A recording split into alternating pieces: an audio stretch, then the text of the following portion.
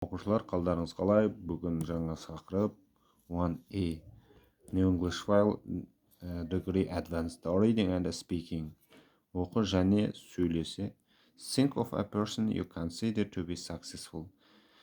Не дейді аударамыз? Think of a person. Ойлай бір адам туралы де. You consider, сен санайсың, to be successful. Оның былай енді дұрыстап аударатын болсақ, оның жетістіктері бір табысты адамның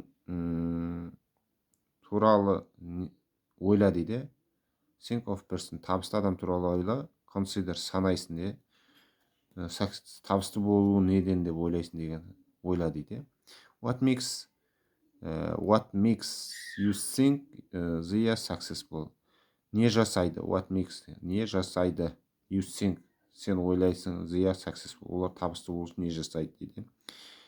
What in your view, сенің ойыңша, сенің мышлениең бойынша, view, көз қарасың бойынша, are the reason for the successful, олардың табысты болуының причинасы сенің көз қарасың бойынша қандай дейді.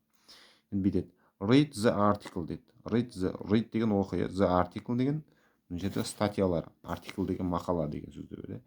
And match the heading to each дейді. Жоғарыдағылармен сәйкестендір дейді. Параграфты де. Мына бір сөздер сонымен сәйкестендір. There is one heading you don't need. There is деген бар деген. Heading деген жоғарыда, you don't need.